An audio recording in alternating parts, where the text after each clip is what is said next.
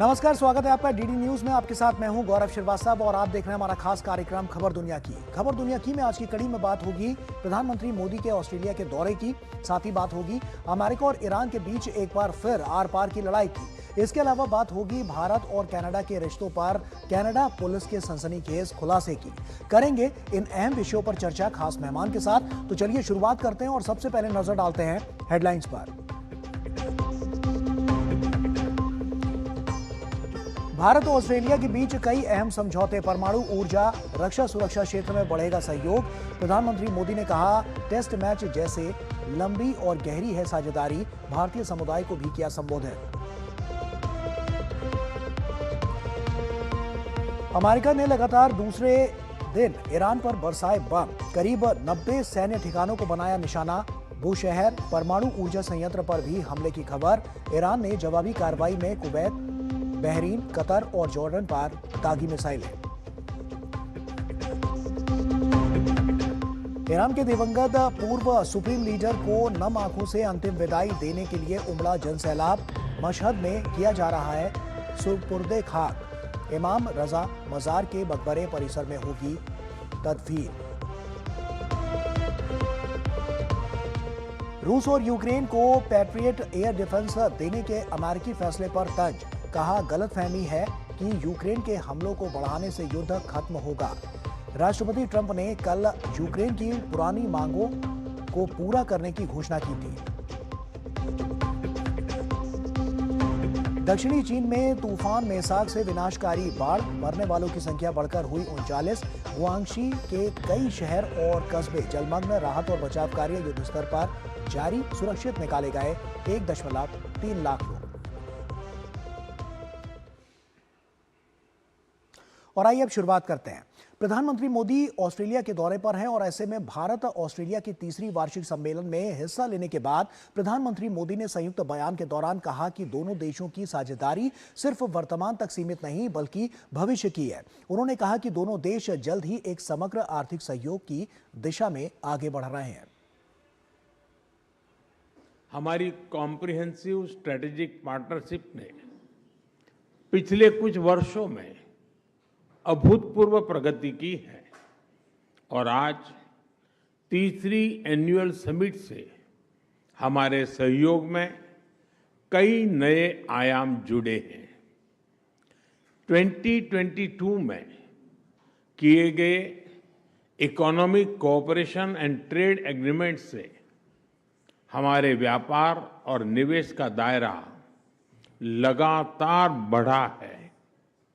अब हमने comprehensive economic cooperation agreement यानी सीका पर तेजी से काम करने का निर्णय लिया है, जो दोनों देशों के लिए बैलेंस, एम्बिशियस और विन विन होगा। और प्रधानमंत्री मोदी ने नवीकरणीय ऊर्जा क्षेत्र में सहयोग को क्लाइमेट एक्शन के लिए बड़ा कदम बताया। उन्होंने न्यूक्लियर क्षेत्र में हुए समझौते को नई पहल बताया। न्यूक्लियर एनर्जी के क्षेत्र में आज हमने एक महत्वपूर्ण समझौता किया है। इससे ऑस्ट्रेलिया से भारत को यूरेनियम सप्लाई का मार्ग खुलेगा और हमारे क्लीन एनर्जी के उद्देश्यों को नई ताकत मिलेगी। क्रिटिकल मिनरल्स में हमारा सहयोग हमारी स्ट्रेटेजिक सिक्योरिटी और क्लीन एनर्जी ट्रांजिशन के लिए महत्वपूर्ण है। इसी सोच के साथ आज हमने Australia India partnership on cyber, critical technologies and supply chains यानी AI पैक्ट की पहल ली है। हम मिलकर क्रिटिकल मिनरल्स कॉरिडोर पर भी काम करेंगे। प्रधानमंत्री नरेंद्र मोदी ने मेलबर्न के मार्वल स्टेडियम में भारतीय समुदाय के विशाल जनसमूह को संबोधित किया। मेलबर्न मीट्स मोदी कार्यक्रम में ऑस्ट्रेलिया के प्रधानमंत्री एंथनी एल्बनीज भी शामिल हुए। जोश से भरे हजारों लोगों के बीच ऑस्ट्रेलिया के प्रधानमंत्री ने प्रधानमंत्री नरेंद्र मोदी का अभिनंदन किया। पीएम ने कहा कि आज भारत में चिप से लेकर शिप तक विनिर्माण का नया इकोसिस्टम विकसित किया जा रहा है। भारत की रक्षा प्लेटफॉर्म की क्षमता दुनिया देख रही है।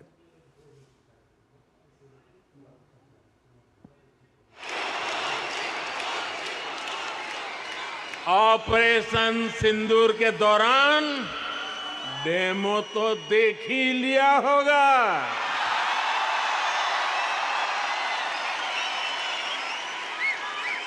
धमाके आतंकियों के अड्डों पर हो रहे थे और गूंज पूरी दुनिया में सुनाई दे रही थी।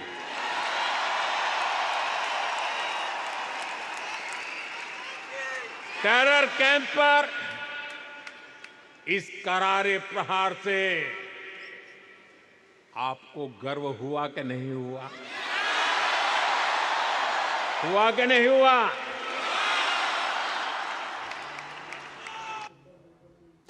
और आइए आगे बढ़ते हैं और अब बात करते हैं अमेरिका और ईरान की। अमेरिका और ईरान के बीच एक बार फिर तनाव खतरनाक मोड़ पर पहुंच गया है। सीज फायर और बातचीत की उम्मीदों के बीच अब दोनों देशों की ओर से नए हमले हो रहे हैं।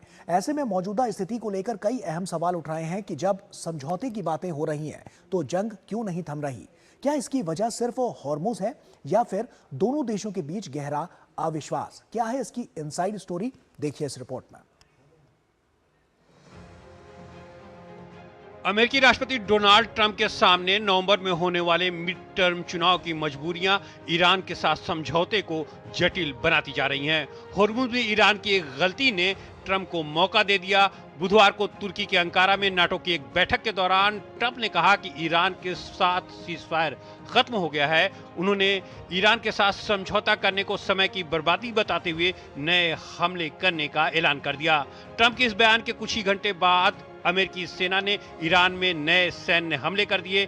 अमेरिका ने गुरुवार को ईरान पर लगातार दूसरे दिन बड़े पैमाने पर एयर स्ट्राइक की। अमेरिकी सेंट्रल कमांड ने एक वीडियो जारी कर करीब 90 सैन्य ठिकानों को निशाना बनाने का दावा किया। इन हमलों से ईरान में 14 लोगों की मौत हो चुकी है। अमेरिका के मुताबिक हमलों में एयर डिफेंस सिस्टम, तटीय निगरानी ठिकाने, मिसाइल और ड्रोन स्टोरेज साइट्स, नौसैनिक ठिकाने और सैन्य लॉजिस्टिक इंफ्रास्ट्रक्चर को निशाना बनाया गया। अमेरिकी हमले के बाद ईरान ने तेहरान में मशहद रेलवे लाइन पर यात्री ट्रेन सेवाएं अस्थायी रूप से बंद कर दी हैं। ईरान ने इसे खुला युद्ध अपराध बताया है। जवाबी कार्रवाई करते हुए ईरान ने कतर, कुवैत और बहरीन में अमेरिकी सैन्य ठिकानों पर ड्रोन हमले करने का दावा किया। ईरानी सेना के मुताबिक हमलों में कुवैत के पैट्रियाटिक मिसाइल सिस्टम, कतर के अर्ली वार्निंग सैटेलाइट एंटीना और बहरीन में अमेरिकी सेना में फ्यूल टैंक को निशाना बनाया गया। इन हमलों के लिए बड़ी संख्या में ड्रोन का इस्तेमाल किया गया। कुवैत ने ईरानी हमलों की कड़ी निंदा करते हुए तनाव बढ़ने की चेतावनी दी है। कुवैत में हुए हमलों में एक व्यक्ति के घायल होने की पुष्टि हुई है। इस बीच राष्ट्रपति ट्रंप ने एक बार फिर दावा किया है कि ईरान समझौता करने के लिए बेताब है, लेकिन उस पर भरोसा नहीं किया जा सकता है। तो सवाल उठता है, समझौता हो जाने के बाद भी हमले क्यों नहीं रुक पा रहे हैं? तो जवाब है कि दोनों तरफ से विश्वास की कमी। इसमें हॉर्मुज बड़ा कारण तो है ही, साथ ही दूसरे मुद्दे भी शामिल हैं। अमेरिका को लगता है कि ईरान बातचीत के साथ साथ अपनी सैन्य ताकत भी बढ़ा रहा है। वहीं ईरान आरोप लगाता है कि अमेरिका दबाव और प्रतिबंधों की नीति नहीं छोड़ना चाहता है। यही अविश्वास हर बार बातचीत को कमजोर कर देता है और फिर हमले शुरू हो जाते हैं। अमेरिका का कहना है कि उसका मकसद केवल अंतर्राष्ट्रीय समुद्री व्यापार को सुरक्षित रखना नहीं है, वो साथ ही ईरान के परमाणु कार्यक्रम को लेकर शुरू से ही चिंता जताता रहा है।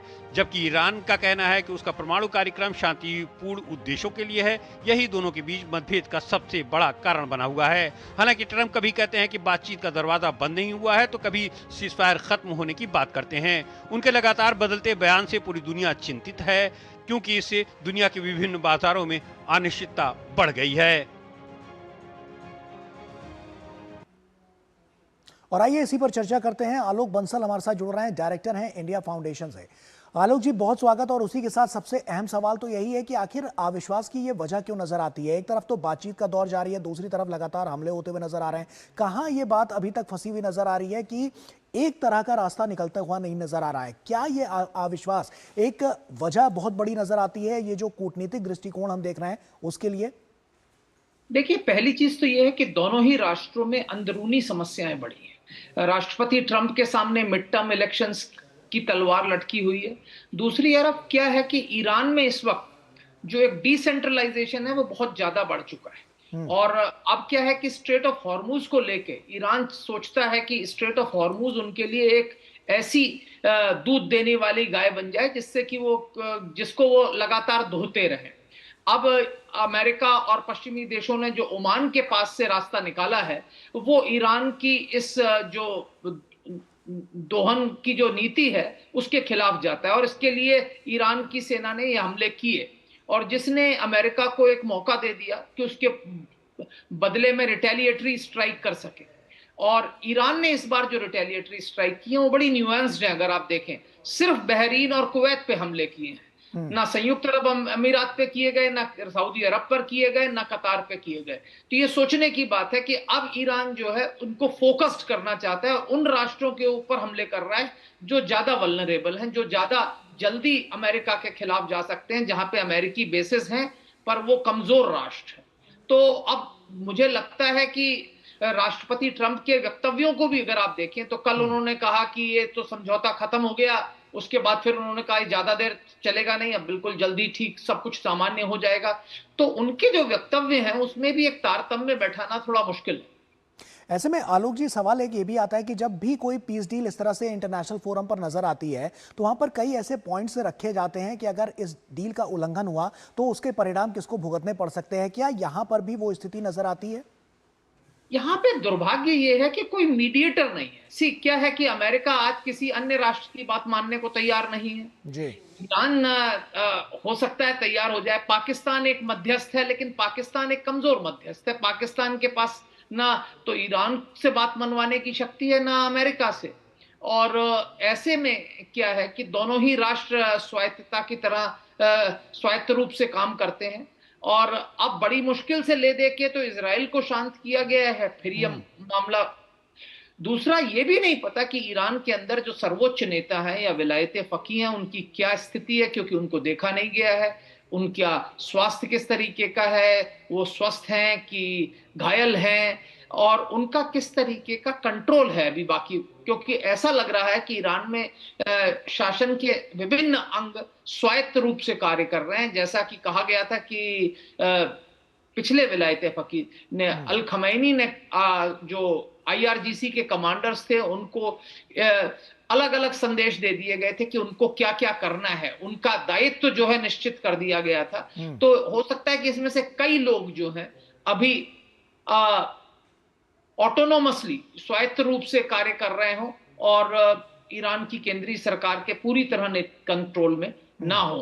तो आने वाले समय में हमें देखना पड़ेगा आज क्या होता है। अगर आज रिटेलिएटरी स्ट्राइक्स चलती रहती हैं तो फिर ये जल्दी रुकने के आसार नहीं। आलोक जी, ऐसे में एक सवाल और आता है कि अभी जैसा हमने देखा कि एक सुचारू व्यवस्था देखने को मिल रही थी हॉर्मुज स्ट्रेट में, तो क्या वो और ज्यादा बाधित होती हुई नजर आएगी जब इस तरह के कॉन्फ्लिक्ट्स और ज्यादा बढ़ेंगे? तो बिल्कुल, अगर युद्ध चलेगा तो फिर ईरान किसी भी जहाज को आने जाने नहीं देगा। जैसे कि उन्होंने पहले 3 खाली जहाजों को मारा, अब तो अन्य जहाज वहां से जाने की कोशिश भी नहीं करेंगे, क्योंकि यह हमें समझना चाहिए कि जो व्यापारिक पोत हैं वो जानबूझकर इस जो थ्रेट जोन है, जो खतरे के मुंह में नहीं जाना चाहेंगे, और वो कोशिश करेंगे। और अभी अगर आप देखें, शिपिंग मैप देखें, तो अब हॉर्मुज से जो जहाज पहले ईरान के पोर्ट्स में जा रहे थे, हॉर्मुज में जा रहे थे, वो सब वापस मुड़ने लगे।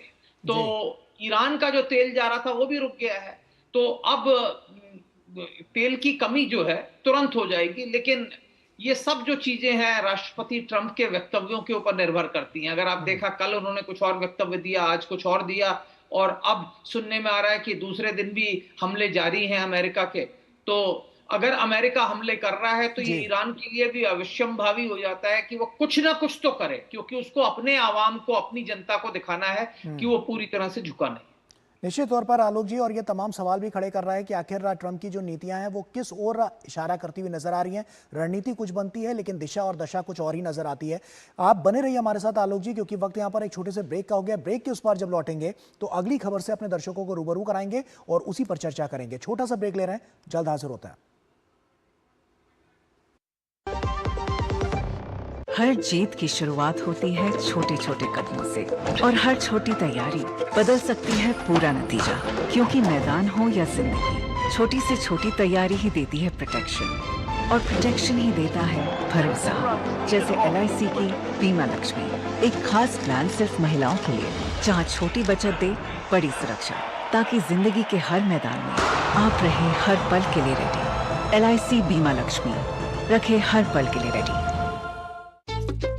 चाबी, दुकान की चाबी पापा बाइक की और घर की चाबी। ऊपर से केवाईसी पेपर्स, हर बैंक के लिए अलग अलग, कहाँ सबके लिए एक चाबी होती। एक चाबी है CKYC आईडी। बैंक आपके KYC रिकॉर्ड CKYC रजिस्ट्री में अपलोड करता है, जिससे आपको मिलेगा एक यूनिक 14 डिजिट CKYC आईडी। ये सारे बैंक और फाइनेंशियल इंस्टीट्यूशंस में वैलिड है, यानी एक जगह KYC अपडेट तो सब जगह अपडेट। RBI कहता है KYC सुरक्षित बैंकिंग की ओर पहला कदम। मेरी पसंद, मेरी पसंद, मेरी पसंद, मेरी पसंद, हमारी पसंद। हम सबकी पसंद। मजबूत देश का मजबूत सरिया हो गया स्टील। घर का खर्च चलाने के लिए रोहन की पढ़ाई वाली FD तोड़नी पड़ी और उसके डॉक्टर बनने का सपना भी। काश तुमने जाने से पहले टर्म लाइफ इंश्योरेंस लिया होता। पॉलिसी बाजार ऐप पर 1 करोड़ का टर्म इंश्योरेंस से 410 रुपए महीने से शुरू। ब्रेक के बाद एक बार फिर से आप सभी का स्वागत है। करीब करीब 2 साल पहले लगे आरोपों ने भारत और कनाडा के रिश्तों में अभूतपूर्व तनाव पैदा कर दिया था, लेकिन अब उसी मामले की जांच ने एक नया मोड़ ले लिया है। इस पर कनाडा पुलिस का कहना है कि जांच में भारतीय अधिकारियों की संलिप्तता का कोई सबूत नहीं मिला है। आखिर इस खुलासे का भारत कनाडा संबंधों पर क्या असर पड़ेगा, आइए देखते हैं इस खास रिपोर्ट के जरिए। झूठे और बेबुनियाद थे भारत पर लगाए गए कनाडा के पूर्व प्रधानमंत्री जस्टिन ट्रूडो के सारे आरोप। खुद कनाडा की पुलिस ने इन आरोपों को खारिज कर दिया है। ट्रूडो ने 2023 में सिख अलगाववादी हरदीप सिंह निज्जर की हुई हत्या में भारतीय अधिकारियों की संलिप्तता के आरोप लगाए थे, जिसके बाद दोनों देशों के बीच दशकों का सबसे गंभीर कूटनीतिक संकट खड़ा हो गया था। लेकिन अब कनाडा की पुलिस ने साफ कर दिया है कि उनकी जांच में भारत की किसी तरह की संलिप्तता के कोई सबूत नहीं मिले हैं। इससे पहले अमेरिका ने एक आरोप पत्र सार्वजनिक करते हुए गैंगस्टर लॉरेंस बिश्नोई और उसके सहयोगी सतिंदरजीत सिंह उर्फ गोल्डी बराड़ पर निज्जर की हत्या की साजिश रचने का आरोप लगाया था। आरोपों के अनुसार बिश्नोई ने भारत की जेल में रहकर हत्याकांड को लेकर निर्देश दिया, जबकि बराड़ ने उत्तरी अमेरिका में इसकी गतिविधियों की निगरानी की।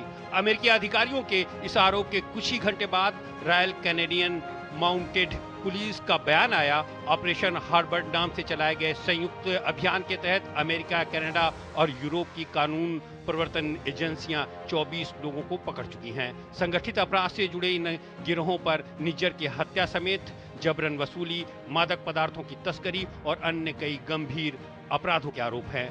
ट्रूडो के आरोपों से जुड़े एक सवाल का जवाब देते हुए जांच अधिकारी ने कहा कि संगठित अपराध जांच लगाए गए आरोपों और अभियोग के आधार पर ऐसे कोई सबूत नहीं है जिसे ये संकेत मिले कि भारतीय अधिकारी इसमें शामिल थे। अधिकारी ने कहा कि भारत सरकार ने जांच में पूरा सहयोग किया। 18 जून 2023 को वैंकूवर के पास सरे शहर में गुरुद्वारे के बाहर उसकी गोली मारकर हत्या कर दी गई थी। बता दें कि कनाडियाई नागरिक हरदीप सिंह निज्जर को भारत ने 2020 में आतंकवादी घोषित किया था। वो प्रतिबंधित संगठन खालिस्तान टाइगर्स फोर्स का प्रमुख था। ट्रूडो के आरोप ने भारत कनाडा के संबंधों में गंभीर संकट खड़ा कर दिया था। हालांकि भारत ने इन आरोपों को बेतुका और राजनीति से प्रेरित बताते हुए खारिज कर दिया था। भारत और कनाडा के बीच तनाव इस कदर बढ़ गए कि दोनों देशों ने एक दूसरे के वरिष्ठ राजनयिकों को निष्कासित कर दिया था।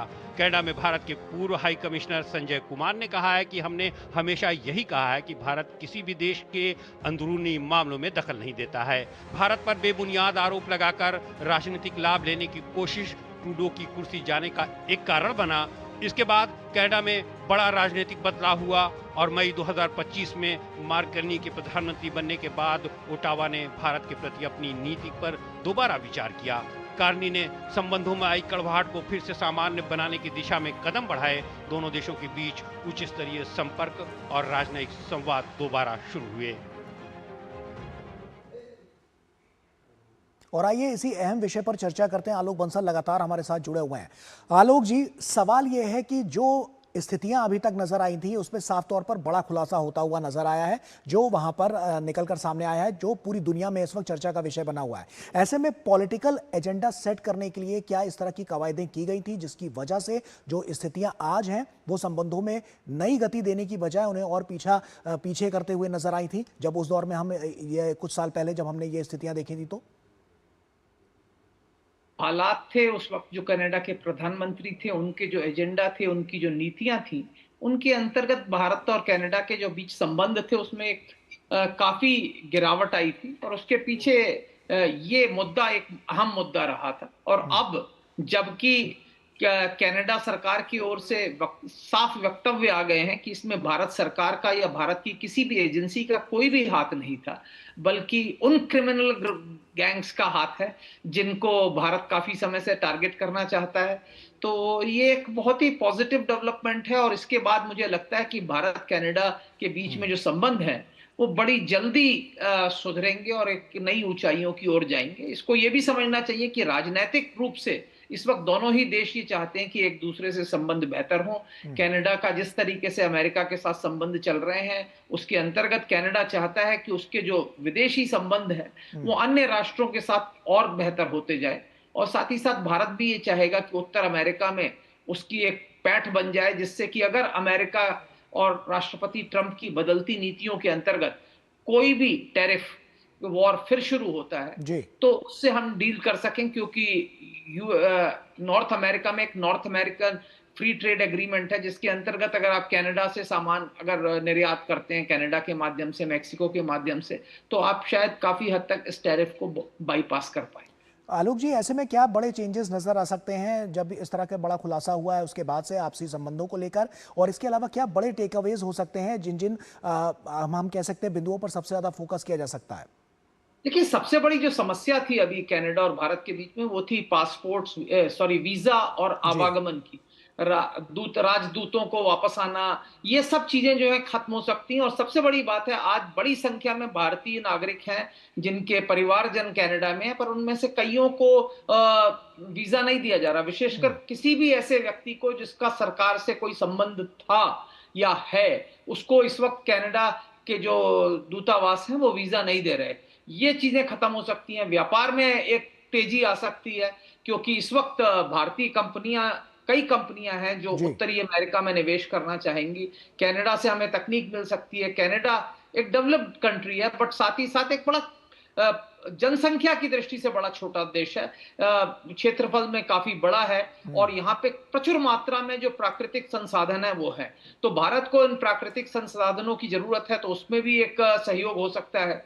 तो आगे चलकर दोनों राष्ट्रों के बीच में काफी सहयोग की संभावना है। और सबसे महत्वपूर्ण बात है कि जो भारत विरोधी तत्व जो अभी तक कनाडा में फल फूल रहे थे, उनके खिलाफ अब लगता है कदम उठाए जाएंगे, क्योंकि अब इस घटना के बाद कम से कम ये जो क्रिमिनल गैंग्स हैं जो अमेरिका और कनाडा में फल रहे हैं, इनके खिलाफ कदम उठाया जाएगा, और साथ ही साथ जो भारत विरोधी तत्व है उनके खिलाफ भी अब कदम उठाए जाए। चलिए, देखना होगा कि भविष्य से कैसा होता हुआ नजर आता है। हालांकि खुलासा बहुत बड़ा था और आने वाले समय में उम्मीद की जा सकती है कि जो संबंध है वो और मजबूत होते हुए नजर आ सकते हैं। बहुत बहुत शुक्रिया आपका आलोक बंसल जी, तमाम विषयों पर अपनी राय रखने के लिए और हमसे बातचीत करने के लिए बहुत बहुत शुक्रिया। तो इसी के साथ खबर दुनिया की में आज के इस खास जो एपिसोड है उसमें इतना ही। आप बने रहिए डीडी न्यूज़ के साथ, और जाते जाते आपको दिखाते हैं कुछ अन्य अंतर्राष्ट्रीय खबरें, तो आप इन खबरों को देखिए। पूरी टीम को दीजिए इजाजत। नमस्कार। अमेरिकी राष्ट्रपति डोनाल्ड ट्रंप ने बुधवार को कहा कि अमेरिका यूक्रेन को पैट्रियट एयर डिफेंस सिस्टम बनाने का लाइसेंस देगा। अंकारा में नाटो समिट के दौरान यूक्रेनी राष्ट्रपति व्लोदिमीर जेलेंस्की के साथ हुई एक मीटिंग में ट्रंप ने इसकी घोषणा की। ट्रंप ने कहा कि अमेरिका का ये कदम यूक्रेन को रूसी मिसाइल हमलों का मुकाबला करने की शक्ति को बढ़ाएगा। ये कीव के लिए एक बड़ी कामयाबी है, जो लंबे समय से इन रक्षा हथियारों को बनाने की इजाजत मांग रहा था। नाटो समिट में इस बार नेताओं को बेहद अनोखा तोहफा मिला है। तुर्की के राष्ट्रपति एर्दोगन ने अंकारा में आयोजित शिखर सम्मेलन में शामिल सभी 32 नाटो देश के नेताओं को उनके नाम वाली एक पर्सनलाइज्ड रिवॉल्वर और गोलियों का डिब्बा गिफ्ट किया है। हालांकि सभी नेता इसे अपने देश नहीं ले जा पाए। ब्रिटेन के सख्त हथियार नियमों के चलते प्रधानमंत्री की स्टारमर इसे अपने साथ नहीं ले गए। कूटनीतिक कार्यक्रम में गिफ्ट के तौर पर हथियार देना दुनिया भर में चर्चा का विषय बन गया है। इटली ने गुरुवार को जासूसी के आरोप में रूस के 2 राजनयिक दर्जे वाले अधिकारियों को देश से निष्कासित करने का ऐलान किया। इटली के विदेश मंत्री एंटोनियो तजानी ने कहा कि सरकार ने रूस के दूतावास में तैनात 2 सैन्य अधिकारियों को बाहर करने का फैसला लिया है। इन पर रोम के पब्लिक प्रोसिक्यूटर ऑफिस की जांच में जासूसी गतिविधियों में शामिल होने का आरोप है। ये अधिकारी रोम में रूसी दूतावास में कार्यरत थे, जिन्हें इटली की पुलिस ने मंगलवार को गिरफ्तार किया था। अमेरिका के ह्यूस्टन में 8 जुलाई को 1000 से ज्यादा प्रदर्शनकारियों ने आईसीई के खिलाफ मार्च कर लोरेंजो सल्गाडो अराउजो की गोलीबारी में हत्या की स्वतंत्र जांच की मांग की है। 52 वर्षीय मैक्सिकन नागरिक लोरेंजो की मौत आईसीई कार्रवाई के दौरान हुई थी। आरोप है कि एक आईसीई अधिकारी ने काम पर जा रहे लोरेंजो को गोली मार दी। ये घटना अमेरिका में इमिग्रेशन छापेमारी के दौरान होने वाली जानलेवा मुठभेड़ों को लेकर बढ़ती चिंताओं के बीच सामने आई है। चीन में तूफान मेसाक के कारण आई बाढ़ में 39 लोगों की मौत हो गई है। दक्षिणी चीन के अधिकारियों ने गुरुवार को ये जानकारी दी।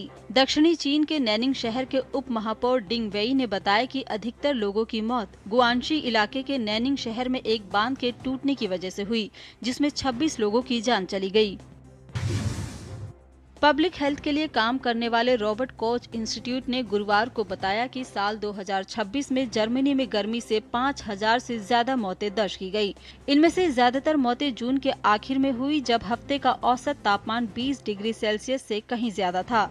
इंस्टीट्यूट की एक रिपोर्ट के मुताबिक मरने वालों में लगभग 4000 से ज्यादा लोग 75 साल या उससे अधिक उम्र के थे। मरने वालों में पुरुषों के मुकाबले महिलाओं की संख्या ज्यादा थी। वहीं फ्रांस, बेल्जियम, स्पेन और नीदरलैंड में 20 से 28 जून के बीच चली हीट वेव के दौरान 4000 से ज्यादा मौतें हुई हैं।